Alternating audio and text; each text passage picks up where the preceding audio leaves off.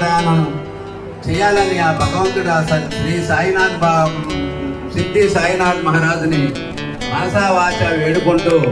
మరి అటువంటి వ్యక్తి ముందు